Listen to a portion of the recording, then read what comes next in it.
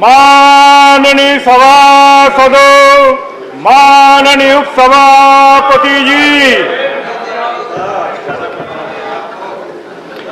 Honorable members, it's question hour now. Question number 166. Vivek.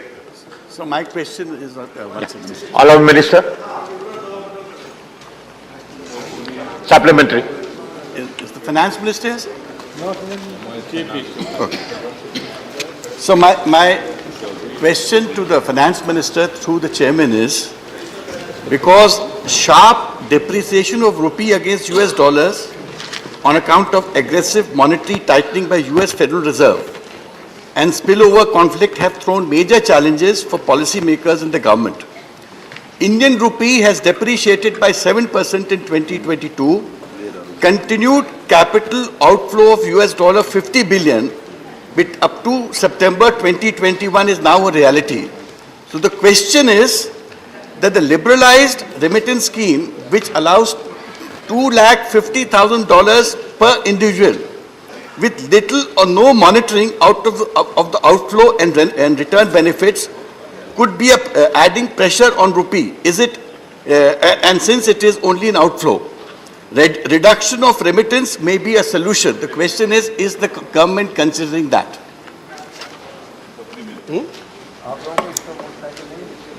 Minister. सभापति महोदय, माननीय सदस्य ने बहुत ही उचित प्रश्न पूछा है और जहां तक सरकार का सवाल है, सरकार तमाम प्रयत्न कर रही है। अगर देखें तो रुपए में ही हो रही गिरावट को कम करने के लिए निम्न प्रयास किए गए हैं। एक्सटर्नल कमर्शियल बोरिंग के तहत पात्र बोर्ड्स को आरबीआई से संपर्क किए बिना पैसा जुटाने की अनुमति दी गई है। अब ऑटोमेटिक रूट से तहत जहां लिमिट 750 मिलियन डॉलर से बढ़ा करके 1.5 बिलियन से 2.5 बिलियन किया गया है। एनआरई का जमा राशियों का ब्याज दरों में बढ़ोतरी की अनुमति दी गई है। AD1 के लाइसेंस प्राप्त बैंकों को निर्यात के अलावा अन्य उद्देश्यों को भी एक्सटर्नल कमर्शियल बोर्डिंग की अनुमति दी गई है। जहां तक भारत में निर्यात को बढ़ावा देने के लिए कहीं न कहीं आरबीआई द्वारा रुपए का भी भुगतान आयात निर्यात में देने का निर्णय लिया गया है। सोने पर आयात शुल्क दर में बढ़ाकर 10.75 से बढ़ाकर 15% किया गया है। Second supplementary. Sir, even though I didn't get a reply to what I had asked, it's a very important question for the country what I had asked. But my second supplementary is, again, these are suggestions which would help the government. These are out-of-box suggestions. Introduction of Jan Dhan Yojana, another quick and long-term solution, can be employed in bank accounts of all blue-collared Indian remitting $38 billion from UAE and other Gulf countries, which could directly add to the kitty of RBI Nastro account. What is happening today is millions of Indians are not allowed to remit the dollar payment to India. They go through foreign banks and the rupee payment comes to India. So if say Bank of Baroda, which is in UAE, permits these accounts to be opened, these Indians can send their own dollar payments to India, which will add 38 billion to the Indian kitty apart from the 50 billion that I've asked earlier. Minister. Thank you, sir. MOS is addressing the question. I quite take the suggestion given by Honorable Member Vivek Tanka. Certainly, one of the things which we like to consider, I'm not giving it as an assurance because it's more in the domain of the RBI. But there are discussions between the government and the RBI to see how best we can have various different similar such schemes through which we are able to draw foreign remittances which are directly, like the way you've said, foreign currency remittances into the accounts and so on. There has been something which the RBI has already worked on and also announced in the recent past. However, with all this said, on the value of the Indian rupee, interventions which are happening from the RBI side are more for containing volatility which is happening between Indian rupee and the dollar and so on. Even the interventions being made by RBI is not so much to determine the value increase it or decrease it of the Indian rupee. It's not for that. It is more to avoid the volatility and allow it to find its course, because it's free. India, like many other countries, is not pitching its currency at a level from extraneously. So the ways in which we want to strengthen having foreign currencies coming into India are very many, and RBI and the ministry are fairly engaged in it. I take your input, but of course for the parliamentary sake, I would want to emphasize that it is not an assurance Ministry of Finance is going to be able to give it. That's something for me to certainly pass it on to RBI now that the Honourable Member has said it. Supplementary by Babu Ram Mishra. Babu Ram Nishad. सभापति जी, मैं प्रश्न करना चाहता हूं, UPA तथा NDA के कार्यकाल में डॉलर के मुकाबले रुपये में गिरावट आने में क्या अंतर है? जहां यूपी के कार्यकाल में यानी 2004 से 14 में रुपए के मूल्य में कभी किसी वर्ष में लगभग 10 से 12% की दर से गिरावट आई थी, जबकि हमारी सरकार के कार्यकाल में 8 वर्षों में यानी 14 से लेकर अब तक एक वर्ष में कभी 7.8 अधिकतम रहा है। वर्तमान में अमेरिकी डॉलर की तुलना में भारतीय रुपए के मूल्य में बढ़ोतरी दर लगभग 4.54% रहा है। Sri Lujendro Falaro.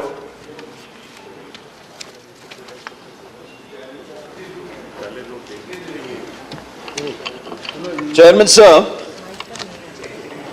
I appreciate the reply given, but the fact is, for the last 6 months, the rupee has depreciated 28 times by 34%.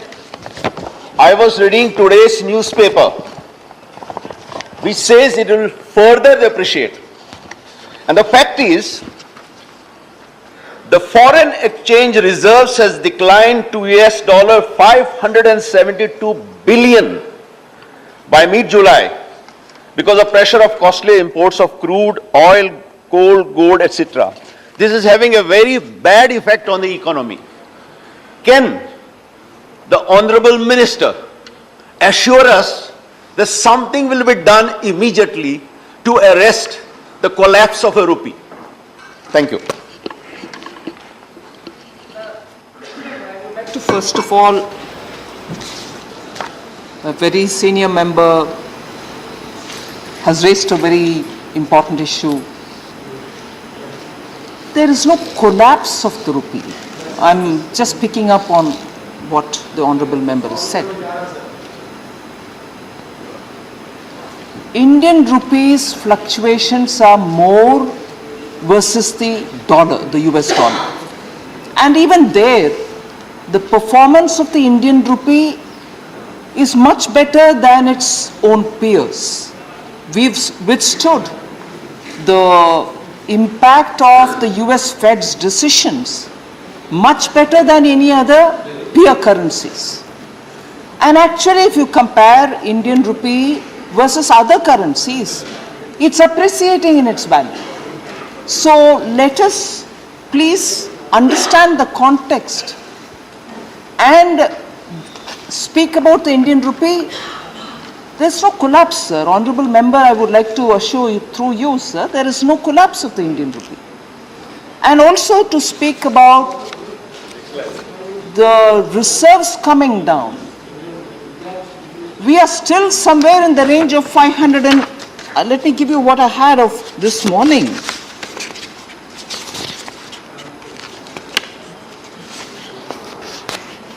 As of 22nd July, it was at 571.56 billions reserves.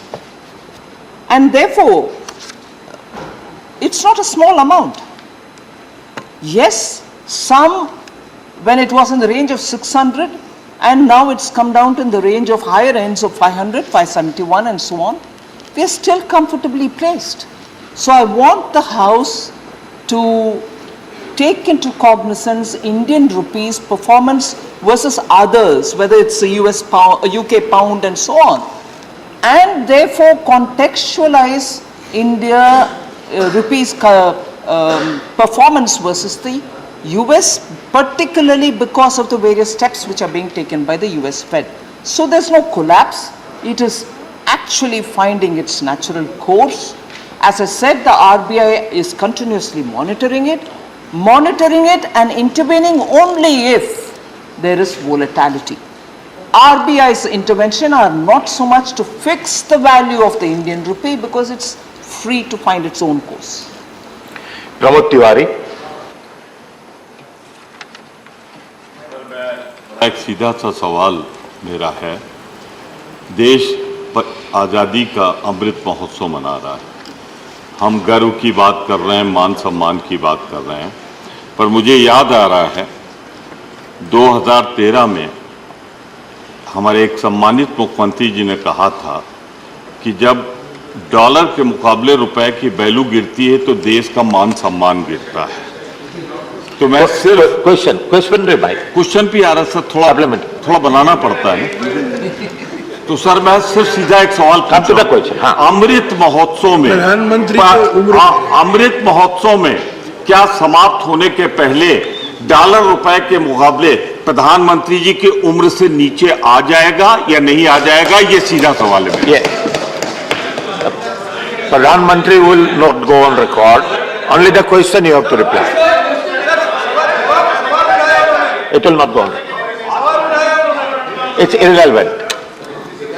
Sir, माननीय Pramod,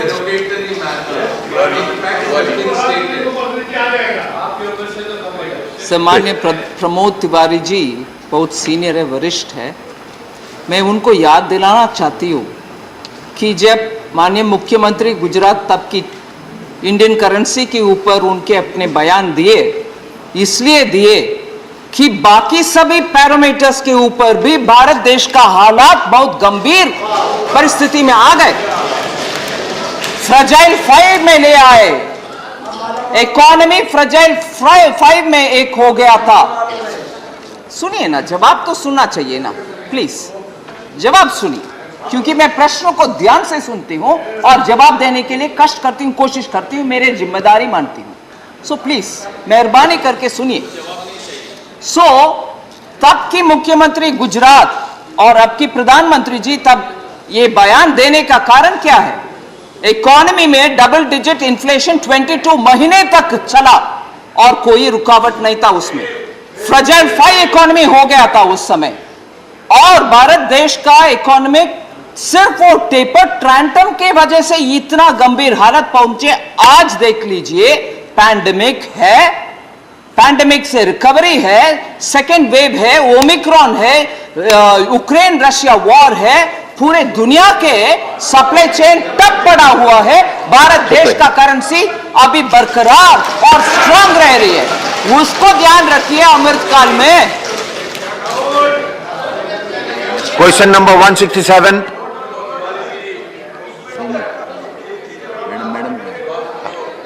Minister.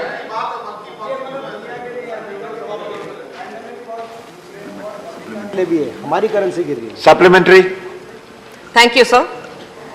Sir, the states have been continuously demanding the union government to bring the proceeds of the cesses and surcharges into the divisible pool so that the states will get a greater share of devolution from the centre's net proceeds in order to meet their own social, human development and infrastructure commitments. I would like to know from the Honorable Finance Minister whether the union government shares its income from cesses and surcharges with the state governments to uphold cooperative federalism, and what prevents the union government in sharing the income generated through the cesses and surcharges with the state governments.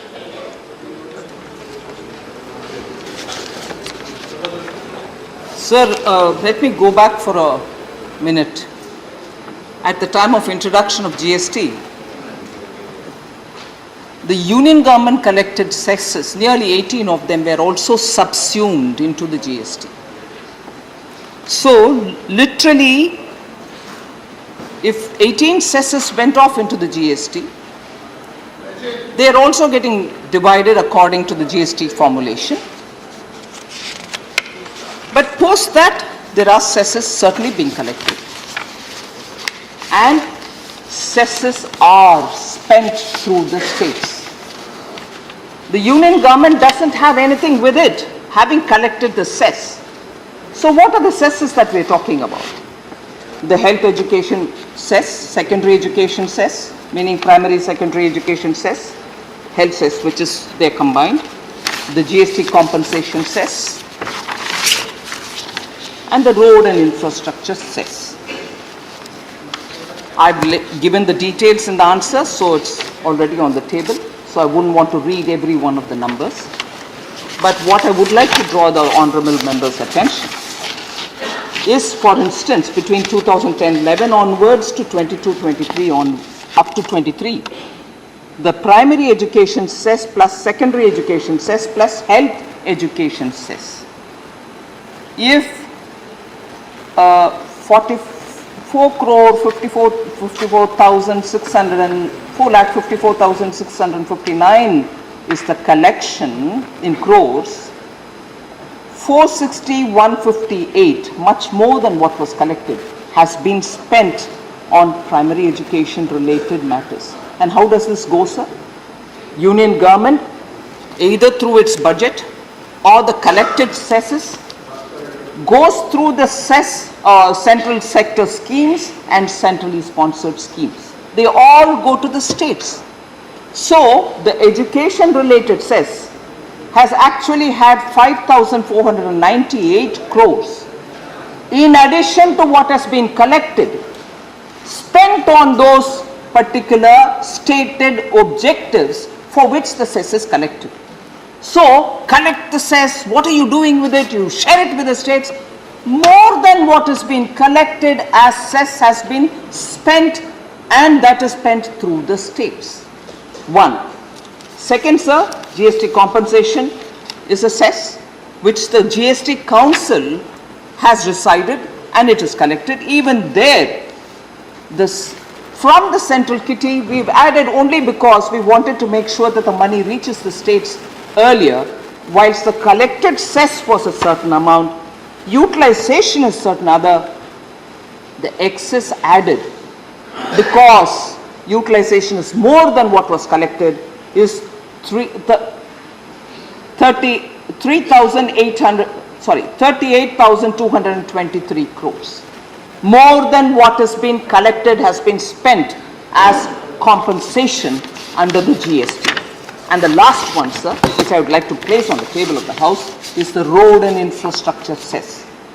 The estimated collection was going to be 1,13,000, am I reading this right? 1 minute, please. 11,36,951 is what has been collected. 11,31,980 is what is being utilized, because the collection has come down as a result of reduction in the excise duty collection on petrol and diesel.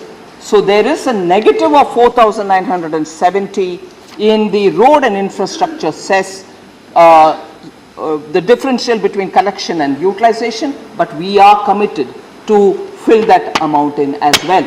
So everything and more than everything that is collected as the cess is spent through the states, for the states, and if there are gaps, the center fills it up.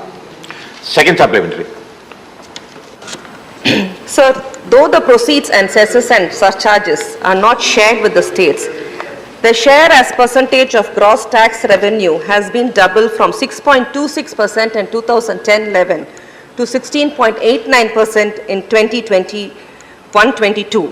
With the current trend, it will cross 20% by 2024. The levy on the account of assesses and surcharges was rupees 3,72,971 crore during the years of 2021 and 21-22. Despite an increase from rupees 49,628 crore in 2010 and 2011 to 3,74,471 crore in 2021, the benefits do not flow down to the states, as these are not included in the divisible pool.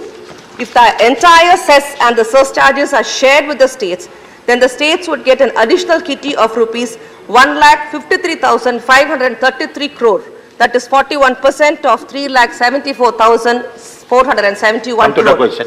The states are constrained to generate new resources. It is imperative to bring in a constitutional amendment to include these cesses and surcharges to the divisible pool.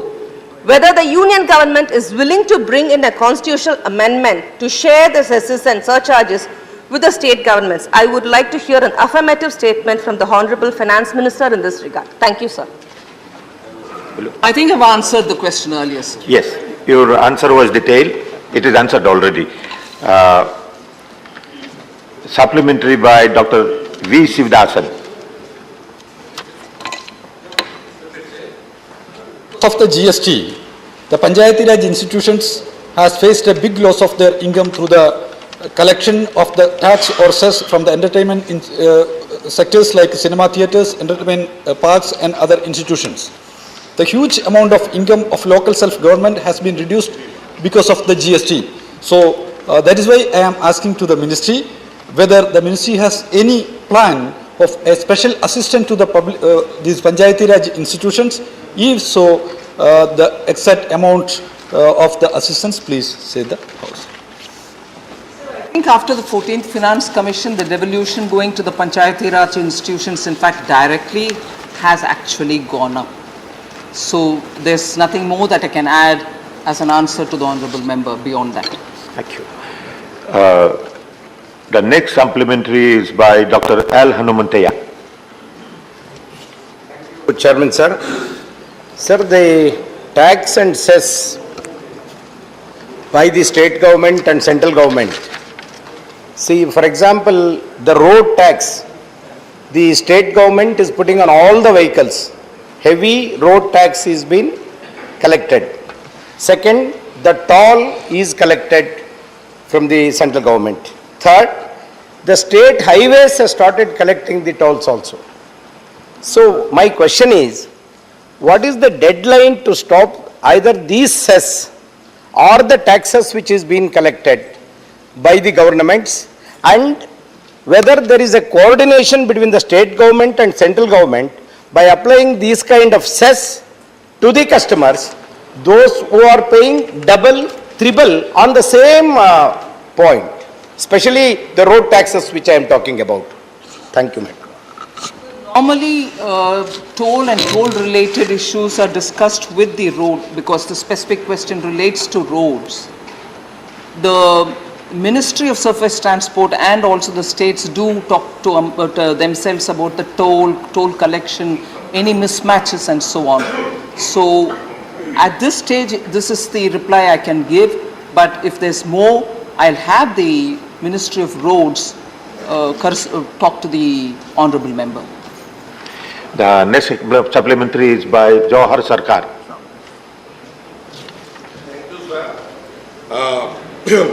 While thanking the Minister for the reply given, I have two sharp questions. One is in support of what Ms. Kanimodi has said, that it is a long-standing demand that cesses be stopped being taken unilaterally by the centre.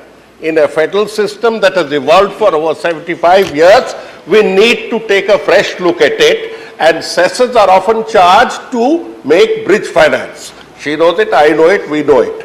Now, coming to this, when you mention that more than cesses collected are actually going to the state, not devolved, but going to the state as central sector grants, I'll give you only one example, madam.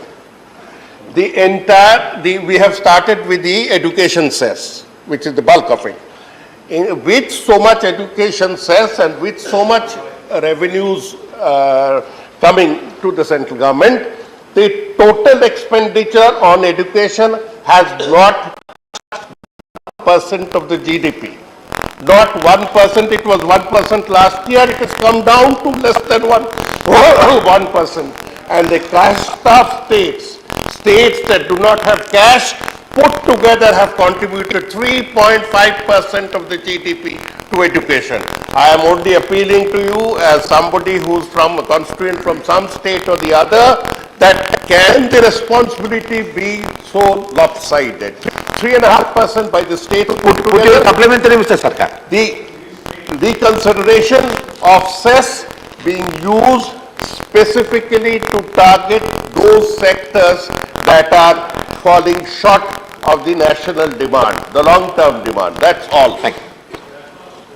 So, the question brings in so many elements which are not strictly in the domain of the finance ministry.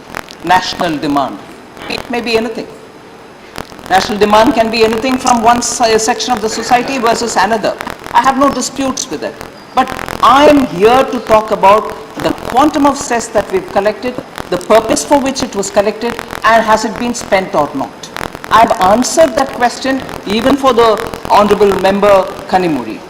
Now, if there are questions related to is it 1%, is it 2%, very well asked.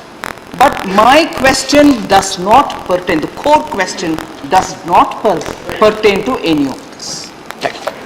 The next question, 168.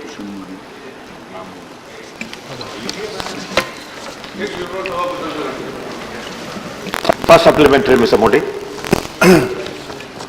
Sir, Madam has answered, the department has answered that about 62,000 crore of Vivo Mobile India has been remitted to China and their controlled territories.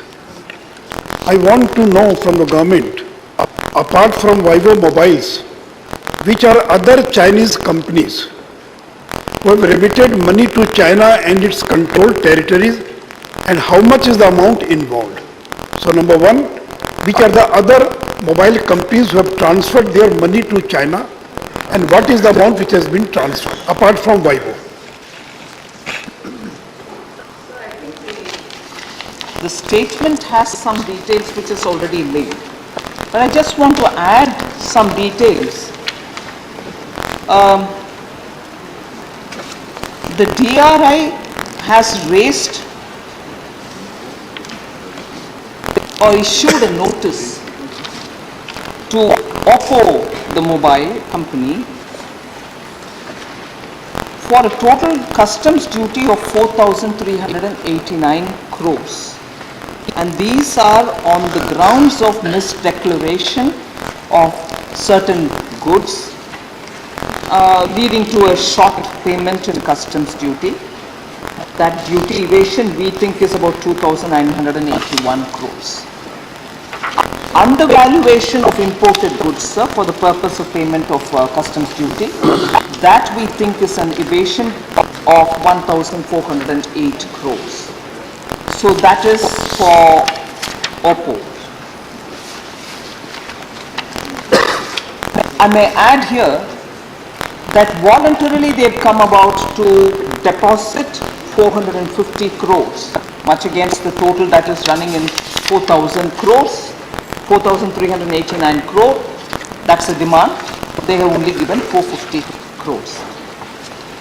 The other two companies whose attention I'd like to draw in the context of the question that Shri Modi has asked is, Xiaomi is the other technology company, mobile phone company, which I think deals with the assembled Mi brand mobile phones. 3 show cause notice have been issued to them, and the approximate duty liability there is about 653 crores. And for the 3 show cause notice which have been issued, they've deposited only 46 lakhs.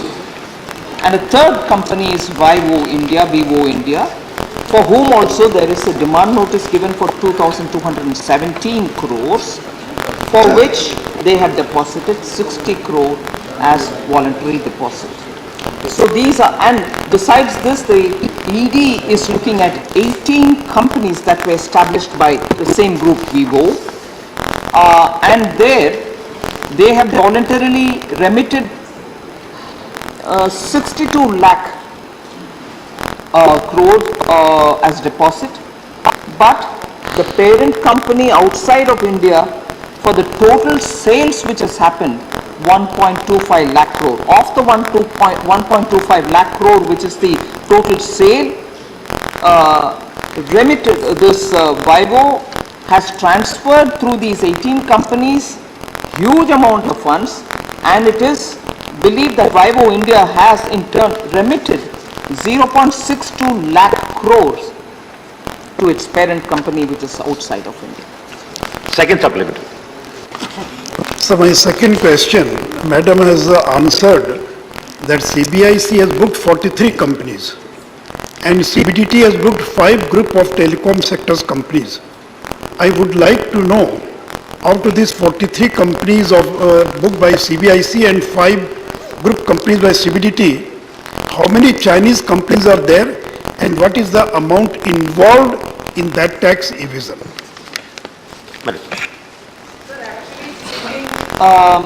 There are DRI investigations on very many telecom companies. In the 43 companies, there are mixed quite a lot of companies of different shareholding, different country of origin and so on. But I would just want to draw at this stage the attention of the Honourable Member for the duties that we are levying on them. Customs duty, there are about 68 cases totaling to 1,342 crores. GST related evasion matters 591 crores and service tax related evasion 5.58 crores. The CBDT and also the CBIC are all acting on that. Next supplementary. Sir Sujit Kumar, supplementary. Honorable Member Sushil Modi's question highlights a very important concern, and my question is not strictly connected to that, but it has wider connection to that question, so I seek your indulgence. Sir, in recent months we have had many newspaper reports of many dubious digital loan apps, and as per these reports, most of them have links to China and these are backed by Chinese entities. Sir, I'll give an example, and they do not follow the RBI guidelines while lending these unscrupulous loans. I'll give an example, sir. In recent months, there was a request from Government of Odisha Economic Offences Wing, and based on that, there was a lookout notice for a Chinese national called Miss Yu Li, who ran a chain of loan apps, digital loan apps having funny names, Jojo app, Yo app, Golden Lightning app, and there were 1.5 lakh downloads in the state of Odisha alone. And this is not a Odisha specific challenge and concern, sir. It has concerns across the country. And given the state of financial literacy in our country, I think this is a very significant concern. So my question to Honourable Minister is our regulatory framework not adequate enough to tackle this loan fraud apps, loan fraud cases, and particularly when these have Chinese origins and Chinese connections? Thank you. No, this does not pertain to the core question, but it is a genuine concern that the Honourable Member of Parliament has raised. And I can only say that from the point of view of the loan-related issues, apps being misused, particularly coming from, originating from one particular country, and as a result, a lot of our citizens being harassed, monies being extorted from them, and these apps, rightly being pointed out, being downloaded in, say, one Orissa, that is the number. There are other states in which reports are coming in. Ministry of Finance, Corporate Affairs, MeitY, and a few other departments, inclusive of Home, are all constantly discussing and working to ensure action is taken. I would only broadly indicate, not get into some specifics here, broadly indicate in the recent past, only a couple of months ago, particularly in the state of Telangana, a lot of people have been put to harassment, and in those actions have been initiated. That's not to say we are not taking action elsewhere.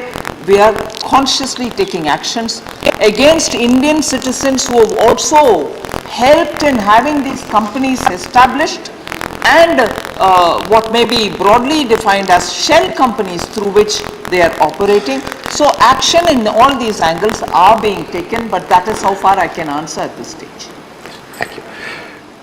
The supplementary by Vijay Sai Reddy.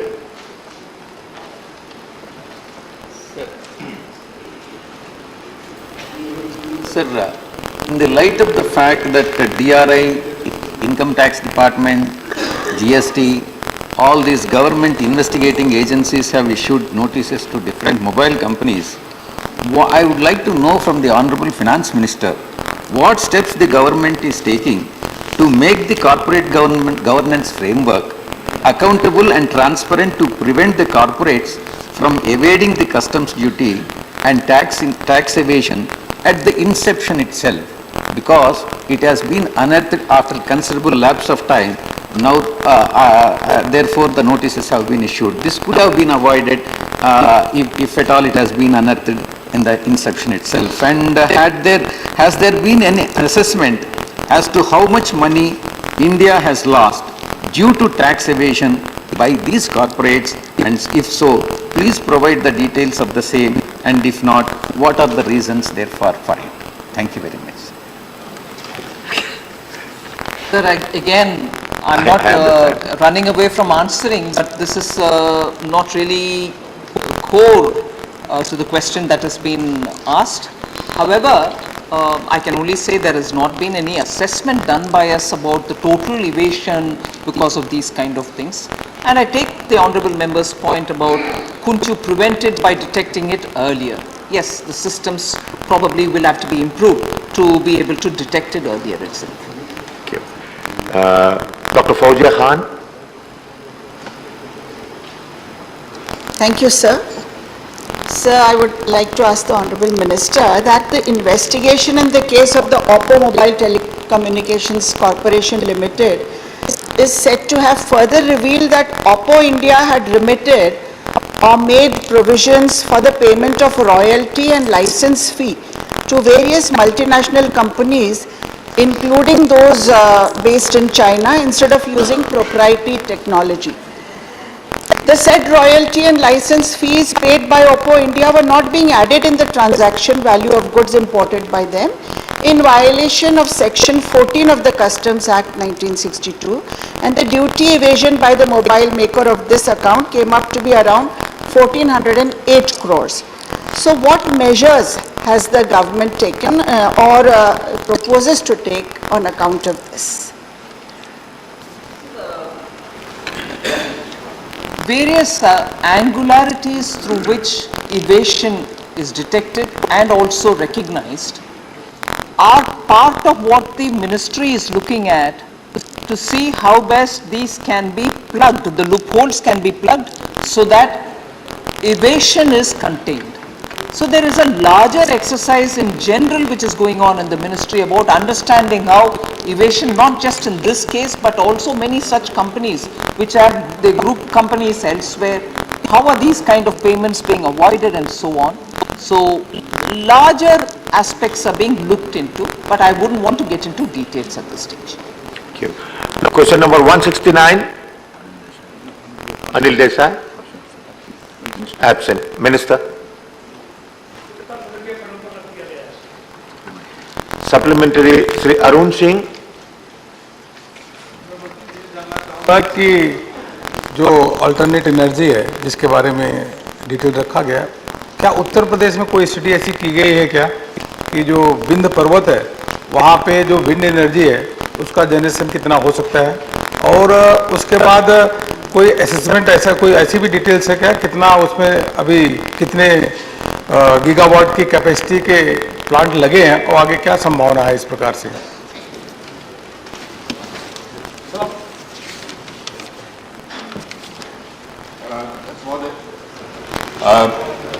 माननीय सदस्य ने जो सवाल उठाया है, तो हम लोगों का एक national institute of wind energy है जो कि जगह जगह सर्वे करता है कि कहाँ कहाँ कितना विंड पोटेंशियल है। वो स्पेसिफिक विंध्या पर्वत पर वो सर्वे हुआ या नहीं या उसका क्या निष्कर्ष निकले, ये मैं पता करके माननीय सदस्य को बता दूंगा।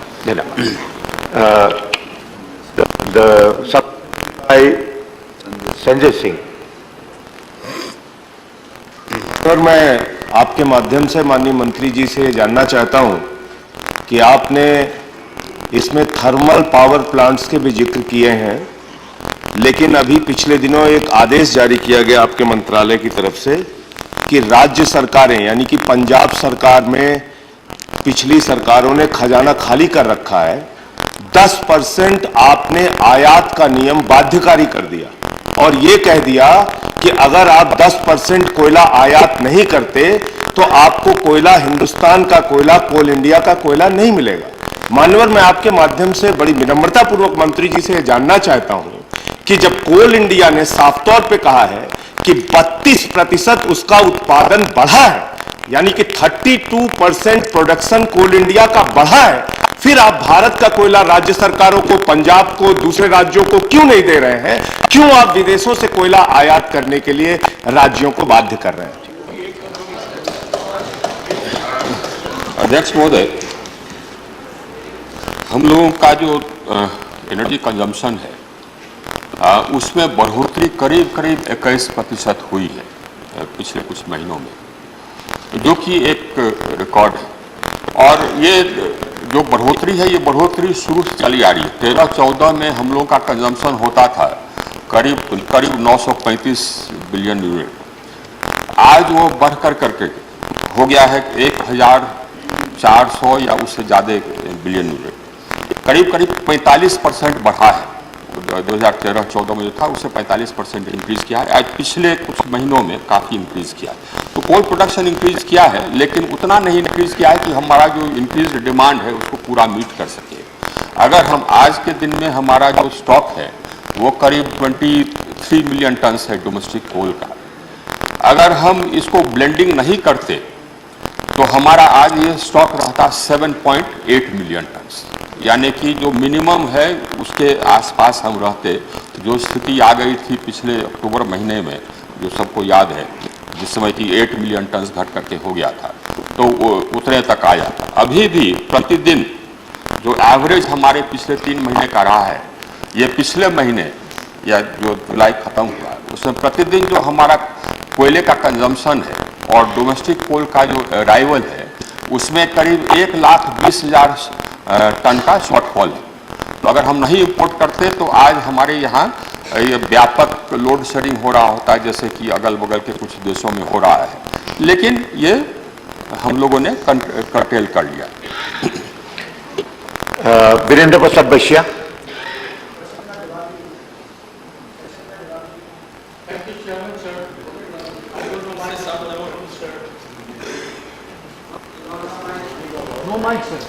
Yes, we are listening, please.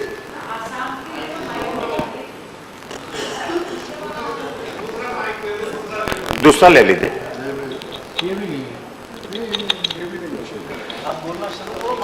Button चालू कर दो, वाइट बटन। हाँ। Honorable Chairman, sir, thank you. Sir, hydro power generation, thermal power generation, nuclear power generation and renewable power generation is the power generation sources of our country, sir. So renewable energy, power generation from the renewable energy is the core of the hour, sir. Developed countries like Germany, they have given goodbye to nuclear energy and they have given priority to renewable energy, sir.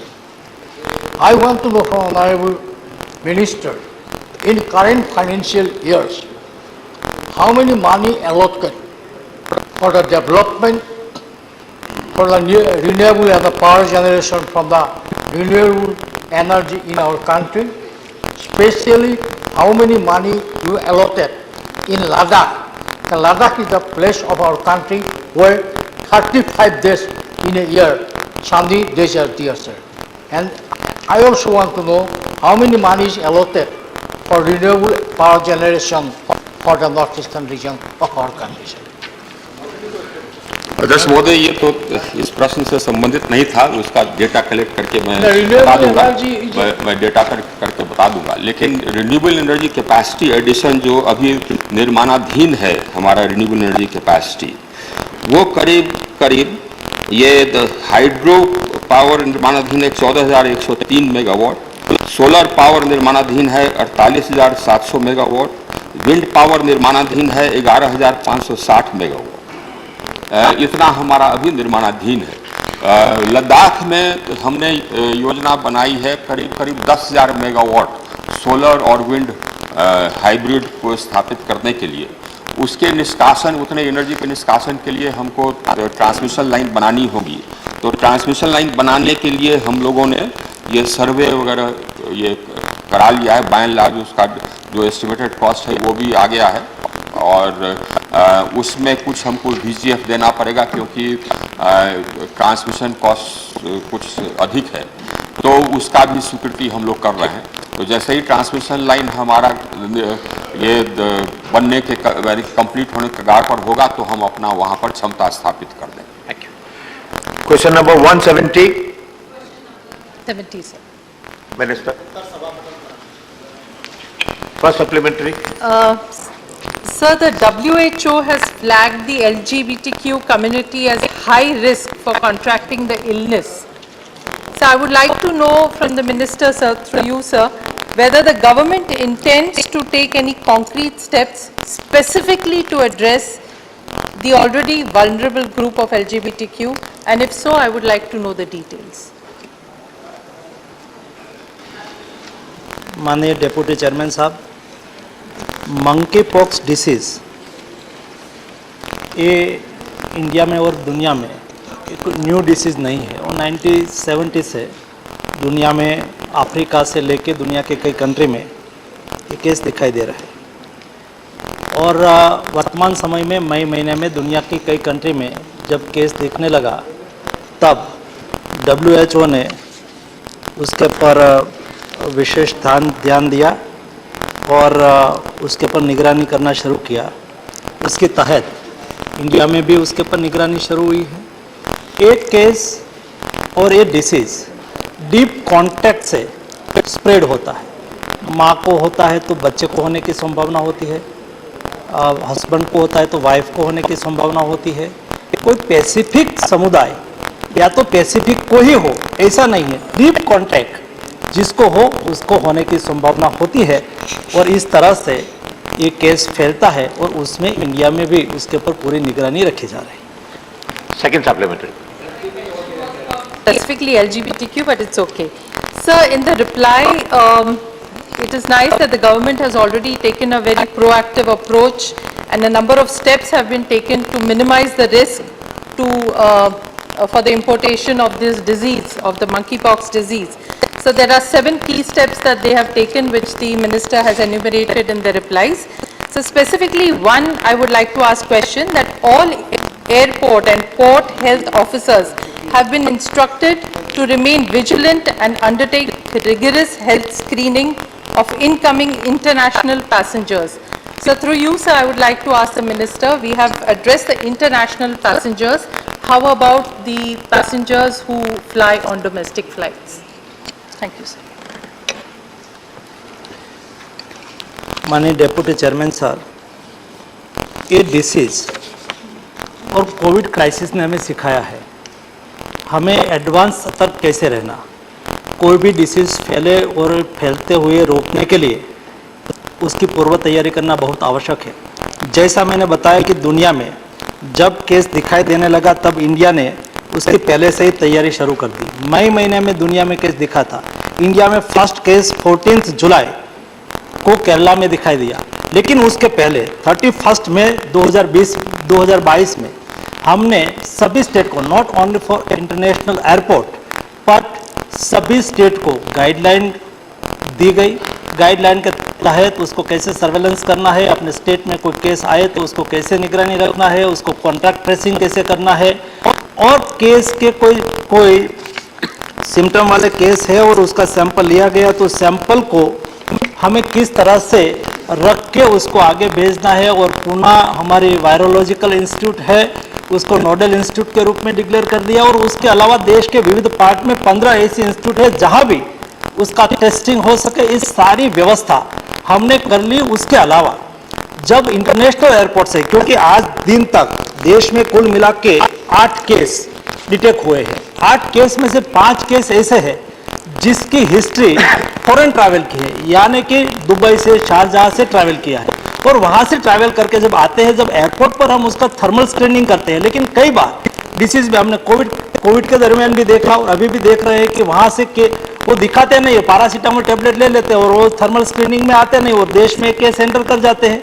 तो इस तरह से ना हो, इसलिए हमने Dubai government को भी लिखा कि वहाँ से भी कोई वहाँ से ट्रैवल करे कोई भी कंट्री में, तो उसका भी वहाँ से ट्रेसिंग करके उसका रिपोर्ट हमें भी भेजा जाए ताकि हम उसको अच्छी तरह से निगरानी कर पाए। आज दिन तक जो भी केस आए हैं तो हमने तुरंत ही यहाँ से केरला में केस दिखाई दिया, भारत सरकार की ओर से यहाँ से एक एक्सपर्ट टीम भेजी गई, स्टेट गवर्नमेंट को मदद किया, जिस केस जहाँ जिस फैमिली में मिला था उसका कॉन्ट्रैक्ट ट्रेसिंग किया, कॉन्ट्रैक्ट ट्रेसिंग करने से और किसी को तो उसकी इफेक्ट नहीं हुई है ना।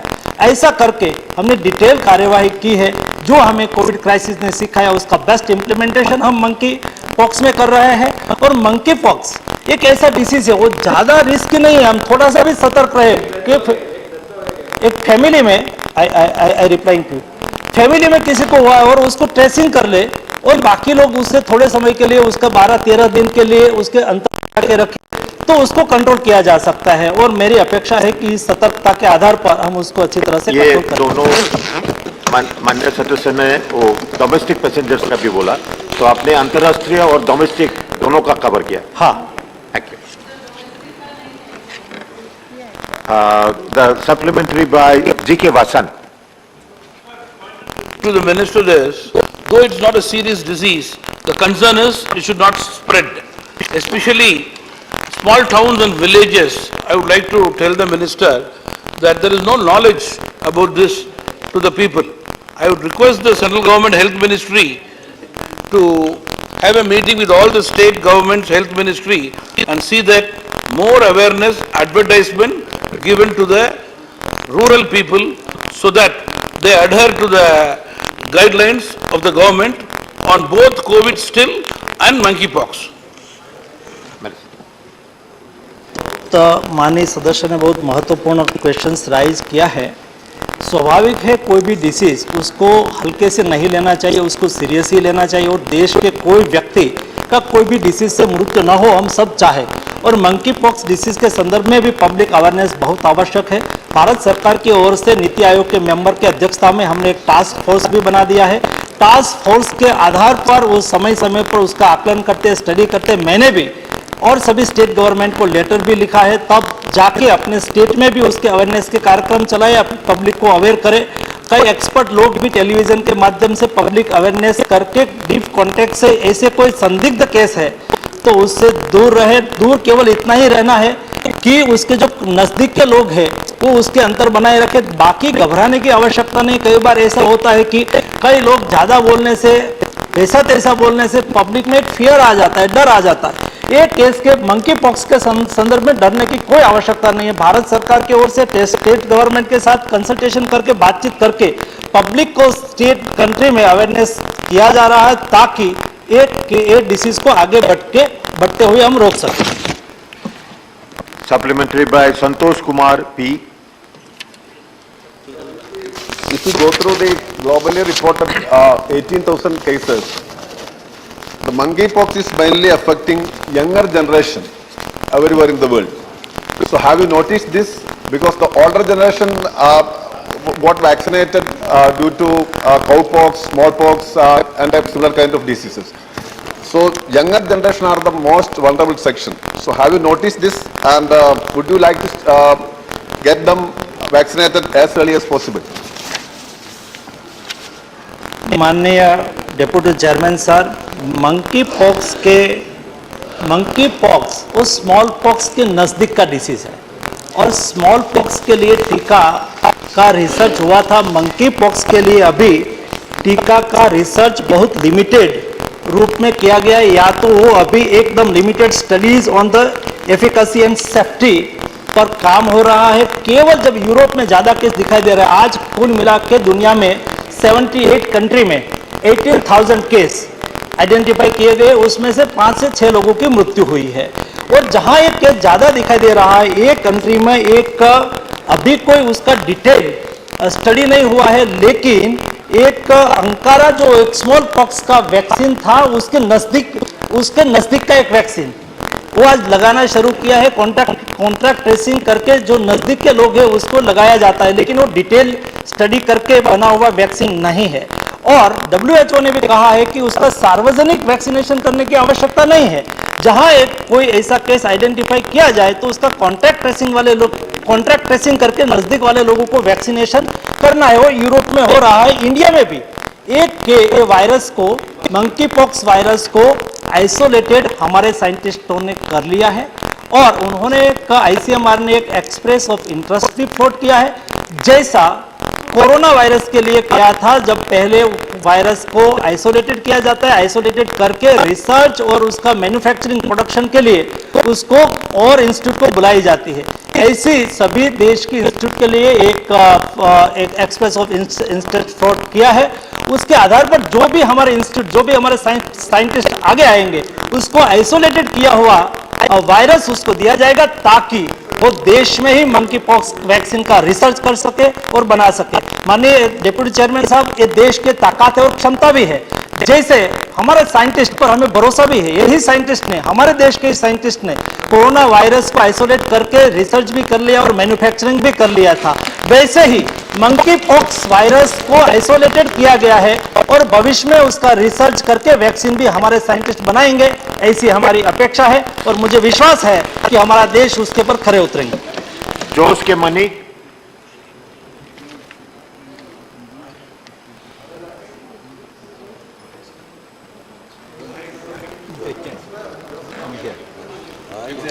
Thank you, sir. Sir, as you know, the Kerala is a extended city. It is a tourist destination. It is a pilgrim's destination. And so the floating crowd is very large. Domestically and international people come over there. And so Kerala is prone to communicable diseases like this. So my question to the minister is, will the central give some assistance to the government of Kerala, especially if a suspected case comes over there, we send the sample to Pune. Generally, it takes about more than a week's time for the confirmation. By the time, probably there could be outbreak. So my question to the minister is, could you allot a new virology center and research center for the state of Kerala, especially the Center Travancore, the state of the district of Kottayam? Limited question.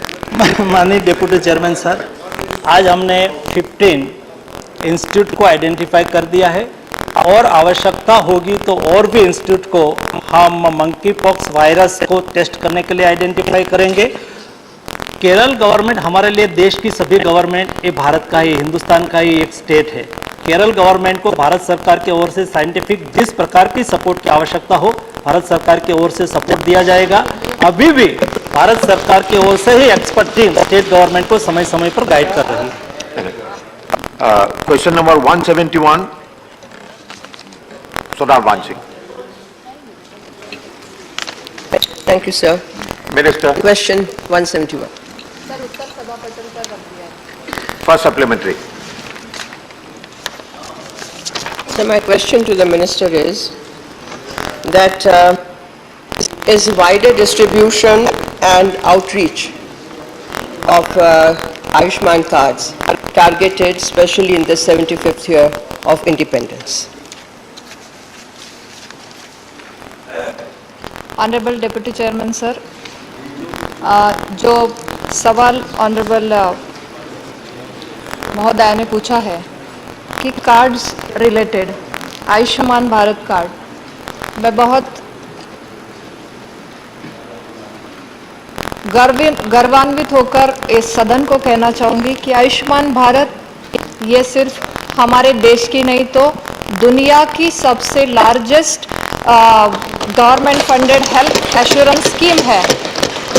बहुत ही अच्छा काम इस scheme के माध्यम से हो रहा है, लेकिन माननीय सदस्य ने बहुत अच्छा सवाल उठाया है कि इसके कार्ड का वितरण।